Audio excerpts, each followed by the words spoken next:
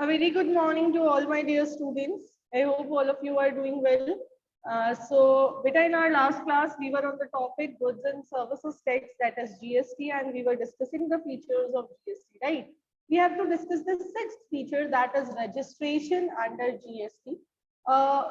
Under the Goods and Services Tax Act, all those business dealers whose aggregate turnover means total turnover in any financial year exceeds ₹20 lakh, has to register himself under the GST department. It is compulsory for that dealer, and this limit is set ₹10 lakh for northeastern and hilly states pledged, because these states are kept in the special category by government, where they are giving some special benefits to the dealers.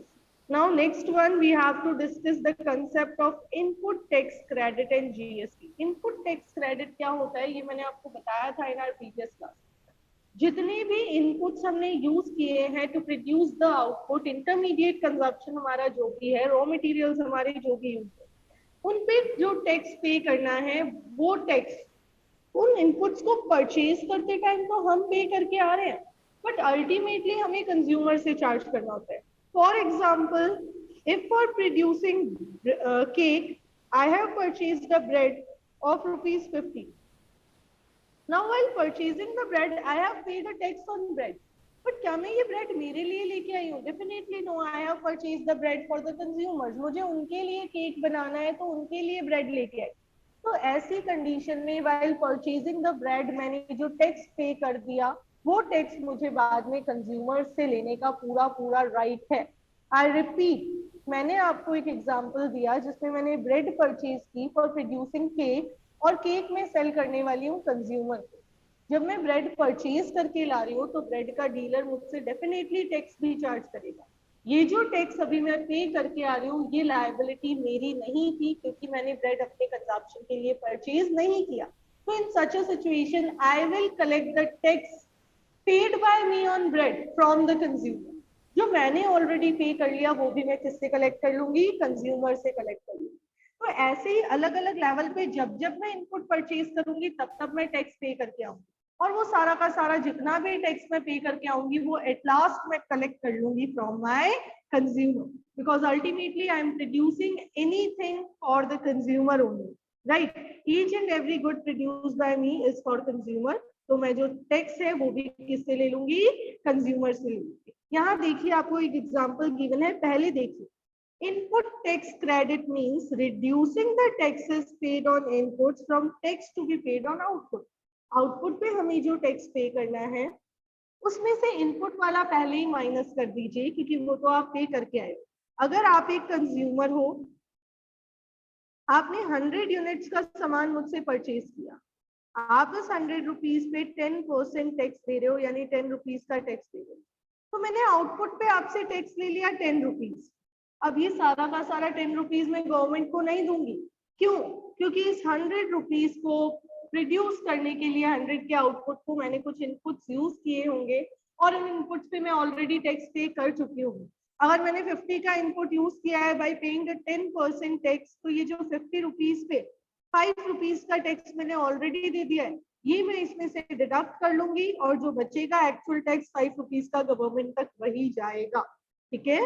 अब देखिए, इसको आगे समझते हैं.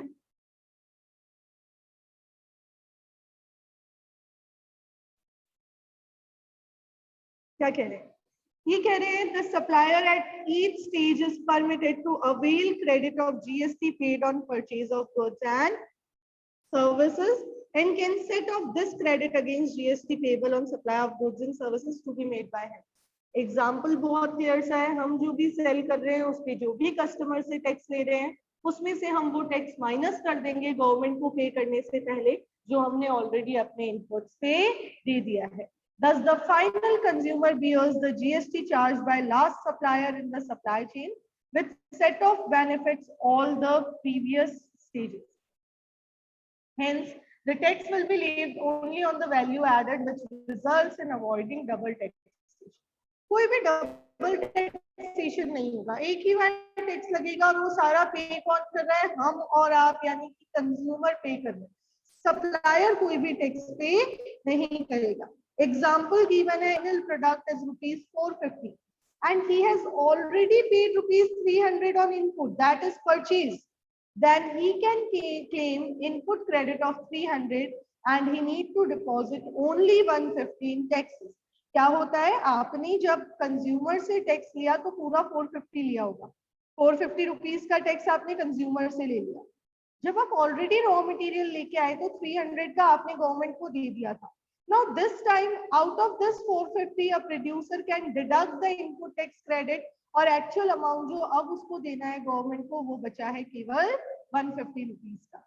यानी consumer जो tax पे करने वाला है एट लास्ट, वो टैक्स दो अलग अलग पार्ट्स में बनता है।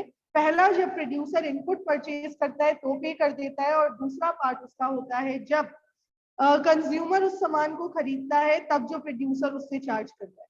ठीक है, ये आपका टैक्स से रिलेटेड, इनपुट टैक्स से रिलेटेड रूल है, बहुत सिंपल सा है। अब यहाँ एक और एग्जांपल आपके लिए गिवन है, GST paid on purchase of input A, purchase of input B and purchase of input C. तीनों पे मिला के जो जीएसटी दे रखा है वो बता रखा है आपको 300 रुपीज और आउटपुट है 450 का। तो 450 में से आप 300 जो आपने ऑलरेडी इनपुट्स पे टैक्स दे दिया वो डिडक्ट करेंगे और फाइनल टैक्स गवर्नमेंट को पे कर देंगे। अब जीएसटी का बेनिफिट क्या क्या होगा वो आपको एक्सप्लेन किया हुआ है यहाँ पे। नंबर 1, ओवरऑल टैक्स बर्डन कम हो जाएगा प्रोड्यूसर का, कंज्यूमर का नहीं, कंज्यूमर का तो बड़ा है। हिडन टैक्सेस कुछ भी नहीं रहेंगे, हर वक्त आपको पता है ओवरऑल आपके प्रोडक्ट पे इतना टैक्स। पूरे नेशन में एक हार्मोनाइज्ड मार्केट बन जाएगा, यानी कि पूरे नेशन का मार्केट एक सिमिलर वे में चलेगा। फिर लोगों की डिस्पोजेबल इनकम बढ़ेगी तो वो एजुकेशन और एसेंशियल नीड्स पे ज्यादा एक्सपेंडिचर कर पाएंगे। ये disposable income generally house holds की नहीं बढ़ रही है, बिजनेस यूनिट्स की बढ़ रही है। ठीक है, फिर कंज्यूमर्स के पास चॉइस ज्यादा है, क्यों? क्योंकि उनको पता है कौन से गुड पे कौन सा टैक्स है। इकोनॉमिक एक्टिविटीज बढ़ेगी क्योंकि प्रोड्यूसर को पता है कि उसको प्रोडक्शन पे डायरेक्टली कोई भी टैक्स नहीं देना, और जब नहीं देना तो प्रोड्यूसर मोर प्रोडक्शन करके मोर जॉब अपॉर्चुनिटीज भी क्रिएट करेंगे। फीचर्स क्या है? एप्लीकेबल, पूरी कंट्री पे एप्लीकेबल है, गुड्स की सप्लाई पे अवेलेबल है, बट मैन्युफैक्चरिंग पे नहीं। पहले जब गुड्स बनते थे तो प्रोड्यूसर टैक्स पे करता था, अब जब गुड्स सेल हो रहे हैं तो प्रोड्यूसर कंज्यूमर से टैक्स लेके फिर उसको पे कर रहा है। डेस्टिनेशन बेस्ड टैक्स है, याद रखना आपको, ये जो दिया हुआ है ना कंजप्शन बेस्ड टैक्स, ये डेस्टिनेशन बेस्ड कंजप्शन टैक्स, यानी जहां कंज्यूमर कंज्यूम करेगा, जहां वो खरीदेगा वहीं उसको टैक्स देना है। फिर इंपोर्ट अगर आप कर रहे हो तो आईजीएसटी पे करोगे। जैसे मैंने आपको बताया था ना, राजस्थान का डीलर है, गुजरात से ले रहा है तो आईजीएसटी लग रहा था, वैसे यहाँ पे इंपोर्ट्स पे आईजीएसटी लगता है। और जीएसटी की रेट्स अलग अलग रेट्स है, 28% एक्स्ट्रा लग्जरियस आइटम्स पे, नॉर्मल लग्जरियस पे 18%, फिर 12% और 5% एसेंशियल्स के अकॉर्डिंग। ठीक है, और एक्सपोर्ट्स पे या स्पेशल इकोनॉमिक जोन को अगर सप्लाई करते हैं तो वो टैक्स फ्री होता है। नेक्स्ट, पेमेंट ऑफ जीएसटी, बहुत सारे मोड्स अवेलेबल है, बट बेसिकली आप नेट बैंकिंग के थ्रू पेमेंट करोगे, या तो एनईएफटी करवाना पड़ेगा या आरटीजीएस करवाना पड़ेगा। एनईएफटी और आरटीजीएस मॉडर्न बैंकिंग सिस्टम के पैटर्न है जिसमें आप ऑनलाइन फंड ट्रांसफर कर सकते हैं। Next, GST council. अब जीएसटी में कौन कौन है, जीएसटी काउंसिल में कौन कौन? तो यूनियन और स्टेट गवर्नमेंट ने मिलकर जीएसटी काउंसिल बनाया। इसका कॉन्स्टिट्यूशन, इसमें एक चेयरमैन है, कंट्री का फाइनेंस मिनिस्टर इसका चेयरमैन होगा, वाइस चेयरपर्सन होगा, गवर्नमेंट की कोई मिनिस्ट्रीज जो होगी वही गवर्नमेंट, स्टेट गवर्नमेंट के जो मिनिस्टर्स हैं उनमें से किसी को वाइस चेयरपर्सन की पोजीशन पे रखा जाएगा, और मेंबर्स में फाइनेंस डिपार्टमेंट के सारे मेंबर्स, और गवर्नमेंट का जो टैक्सेशन डिपार्टमेंट है हर स्टेट में से उसका एक एक मेंबर, हर स्टेट का एक एक मिनिस्टर जो होगा वो इस काउंसिल का मेंबर बनेगा। क्यों बनेगा? क्योंकि एसजीएसटी का अलग सिस्टम है ना, एसजीएसटी अलग वे से चल रहा है। क्वोरम वर्ड का मीनिंग होता है मीटिंग के टाइम पे कितने मेंबर्स का होना जरूरी है। क्वोरम का क्या मीनिंग है कि अगर जीएसटी डिपार्टमेंट में मीटिंग होगी तो इसके टोटल मेंबर्स में से कितने परसेंट मेंबर्स का होना वहां पे कंपल्सरी है। तो मिनिमम 50% होने चाहिए, टोटल जो भी मेंबर्स है उसका 50% मेंबर्स अवेलेबल होंगे तो ही मीटिंग होगी, अदरवाइज मीटिंग कंडक्ट नहीं हो सकती। फिर कोई भी डिसीजन लेने से पहले कम से कम मेजॉरिटी डिसीजन यानी 75% लोगों का एक ही मत होना चाहिए, तभी डिसीजन ले पाएंगे। और वोटेड रेट्स चलते हैं भाई, आप वोटिंग के थ्रू सारे मेंबर्स चुने जाएंगे और उसी के थ्रू सारे डिसीजन लिए जाएंगे।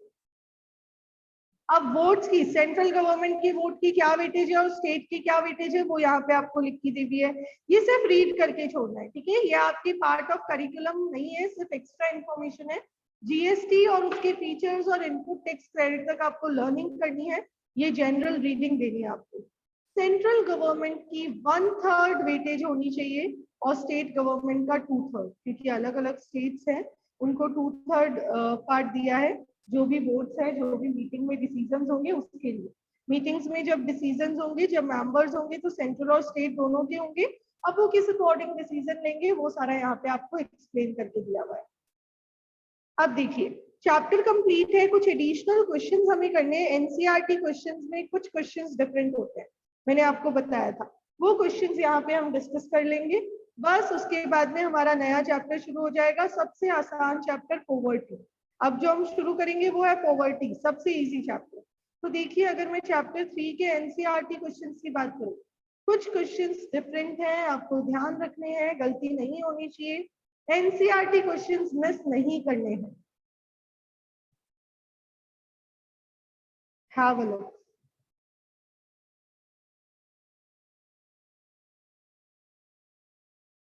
थॉट्स आप खुद कर लेंगे। नंबर 1 एनसीईआरटी का question number 1, it is quite easy. Why were reforms introduced in India? हमें पता है इंट्रोड्यूस क्यों हुए थे रिफॉर्म्स। सेकेंड क्वेश्चन देखिए, इसका आंसर बुक के अंदर नहीं given. Why is it necessary to become a member of WTO? ऐसा क्यों जरूरी है कि WTO का मेंबर बनना चाहिए? बुक में तो कहीं ये भी नहीं लिखा हुआ कि WTO का मेंबर बनना जरूरी है। तो ये आप एनसीईआरटी क्वेश्चंस में से रेडी करेंगे, एग्जाम में आ सकता है। क्यों नेसेसरी है देखिए, नंबर 1, WTO हर फेवर्ड नेशन को क्या करता है, कुछ देखिए कुछ ग्रांट्स देगा। वो क्या करेगा, वो कोशिश करेगा कि भाई सबको सेम तरीके से ट्रीट करे, बट उस सेम तरीके से ट्रीटमेंट में एक चीज आएगी, वो होगा मोस्ट फेवर्ड नेशन। ये क्या कह रहे हैं, WTO grants each member the most favoured nation, यानी जो भी मेंबर बने उन सबको ही प्रायोरिटी दे दी है, ठीक है। तो अगर हम उसके मेंबर बन गए तो हम उसकी प्रायोरिटी लिस्ट पे आ गए, और प्रायोरिटी लिस्ट पे आ गए तो WTO हमें बेनिफिट देगा। ये थ्योरेटिकली जितना सही है, प्रैक्टिकली उतना ट्रू नहीं है, बट स्टिल 80% ट्रू है, ठीक है। ये कह रहे हैं they give no preferential trade benefit to any one member without giving it to all, कि किसी एक को अलग से स्पेशल प्रायोरिटी नहीं मिलेगी, सबको प्रायोरिटी, सारे ही फेवर्ड नेशन है कि मुझे तो सब पसंद है, मेरे लिए तो सारे बच्चे इंपॉर्टेंट है, वैसे WTO के लिए सारी कंट्रीज इंपॉर्टेंट है, ठीक है। अब कुछ लोग इसके अगेंस्ट में आर्ग्यूमेंट करते हुए कहते हैं कि नहीं WTO ऐसा नहीं कर रहा, तो वो ये नहीं समझ पाते कि उनकी देश के गुड्स की क्वालिटी बढ़िया नहीं, आपकी कंट्री के गुड्स की क्वालिटी बढ़िया नहीं होगी तो उसमें WTO कुछ नहीं कर पाएगा, आपकी इंटरनेशनल डिमांड तो आपको ही क्रिएट करनी पड़ेगी, ठीक है। आगे देखिए, it provides its member countries with larger scope to produce at large scale, which gives ample scope to utilize world's resources optimally and provides greater market accessibility. जो भी WTO का मेंबर बन गया ना, उस मेंबर का मार्केट लेवल तो बढ़ जाएगा। तो क्यों बढ़ जाएगा, क्योंकि WTO उसको अलग अलग कंट्रीज से इंट्रोड्यूस करवाएगा। इनिशियली आपको मौका जरूर मिलेगा कि आप दूसरी कंट्रीज के साथ ट्रेड करें। अब अगर आप अच्छे से अपने टैलेंट को यूज करते हैं तो आप ज्यादा प्रोडक्शन करते हैं। थर्ड, ट्रेड बैरियर्स रिड्यूस करने के लिए एनकरेज करता है, ट्रेड बैरियर्स कम होंगे तो इकोनॉमी की ग्रोथ होगी। और नेक्स्ट, डेवलपिंग कंट्री अगर WTO का मेंबर बनती है तो वो अपनी प्रॉब्लम्स WTO के साथ शेयर करके अपने आप को सेफगार्ड भी कर सकती है। चलिए नेक्स्ट क्वेश्चन देखिए, Why did RBI have to change its role from controller to facilitator of financial sector in India? हमें फाइनेंशियल सेक्टर रिफॉर्म्स में पॉइंट नंबर 1 में बताया हुआ है change in role of RBI। उसके अंदर बताया हुआ है कि change from controller to facilitator. यहाँ पे आपको बोल रहे हैं ऐसा किया क्यों, कर तो दिया पर किया क्यों। तो बताया हुआ है कि पहले वो कंट्रोल करता था, रेगुलेट करता था, तो प्राइवेट सेक्टर बैंक्स के पास या फिर जो दूसरे बैंक्स है, फाइनेंशियल सेक्टर है, उनके पास कोई ऑटोनॉमी नहीं थी, उनके पास पावर नहीं। हर बात पे उनको जब आरबीआई से पूछना पड़ रहा था तो उनको ये फील आ रहा था कि भाई हम ऑटोनॉमी के साथ वर्क नहीं कर सकते। तो ऐसे में डिसीजन मेकिंग राइट्स उनको देके आरबीआई चाहता था कि वो ज्यादा प्रॉपर वे से पार्टिसिपेट करें और उनमें आपस में कंपटीशन इंक्रीज। पहले क्या होता था, हर डिसीजन आरबीआई के बाद चलेगा, तो कंपटीशन तो रहा ही नहीं, आरबीआई तो सबके लिए रैशनल रहेगी। लेकिन 1991 के बाद आरबीआई ने कहा अब आप अपने बेसिस पे डिसीजन लो, आपका डिसीजन गलत होगा तो आप दूसरे बैंक्स के साथ मार्केट में सरवाइव नहीं कर पाओगे। So in order to increase the participation of private sector and to increase the competition in financial sector, freedom was given to private sector and RBI has converted itself from a controller to a facilitator. तो अच्छे से reading कर लीजिएगा। Next, how was RBI controlling the commercial bank? कैसे control करती थी? बहुत सारे रूल्स और रेगुलेशंस बना के, ठीक है, बहुत सारे रूल्स रेगुलेशंस बना के रखे थे जिससे वो कंट्रोल करती थी। नेक्स्ट, डिवैल्यूएशन ऑफ रूपी क्या होता है, हमने पढ़ा था। डिलिबरेटली अगर हम अपनी डोमेस्टिक वैल्यू की, डोमेस्टिक करेंसी की वैल्यू इंटरनेशनल करेंसी के कंपैरेटिवली रिड्यूस करते हैं तो इसको कहा जाता है डिवैल्यूएशन ऑफ रूपी। 13, इसको कहते हैं डिवैल्यूएशन ऑफ रूपी। आगे देखते हैं, डेलिब्रेट वर्ड इंपॉर्टेंट है, डेलिब्रेट नहीं लिखा तो कुछ भी नहीं मार्क्स मिलेंगे। ये आपको बॉक्स में गिवन था, tariff barrier non tariff barrier में डिफरेंस और बायलैटरल और मल्टीलेटरल ट्रेड में difference. And why are tariffs impose, क्यों इम्पोज किए गए थे टैरिफ? तो टैरिफ पहले तो इम्पोज किस पे किए गए थे? इम्पोर्ट्स पे। क्यों किए गए थे? ताकि इम्पोर्ट्स को कॉस्टली बना दिया जाए, ताकि डोमेस्टिक प्रोडक्शन जो है वो कंपटीशन से बचे। Next, quantitative restrictions, non tariff barrier जो लगाते हैं हम, क्वाटा बैरियर जिसे हमने कहा था।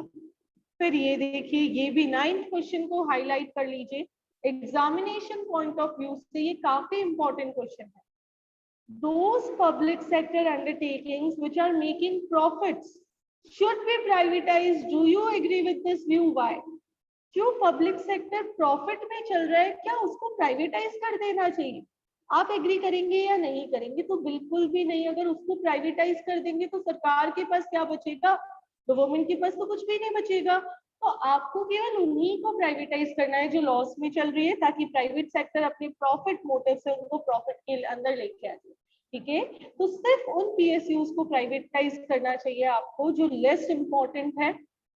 हर पीएसयू को आप प्राइवेटाइज नहीं कर सकते। जो सिग्निफिकेंट है, इकोनॉमी के बेस के लिए जरूरी है, वहां तो गवर्नमेंट को ही उसका ओनरशिप अपने पास रखनी पड़ेगी। Again 10th is also important, board में आया हुआ है 10th क्वेश्चन।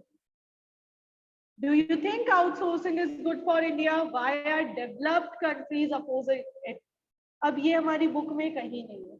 हमारी बुक में आउटसोर्सिंग का मीनिंग है, हमारी बुक में इंडिया क्यों एक आउटसोर्सिंग सेंटर है वो है, बट ये नहीं है कि इंडिया के लिए बेनिफिशियल क्यों है, और ये भी नहीं है कि डेवलप्ड कंट्रीज उसको अपोज क्यों करती है। तो देखिए, बिल्कुल outsourcing is good for India. Why? Because it increases the job opportunities in our country.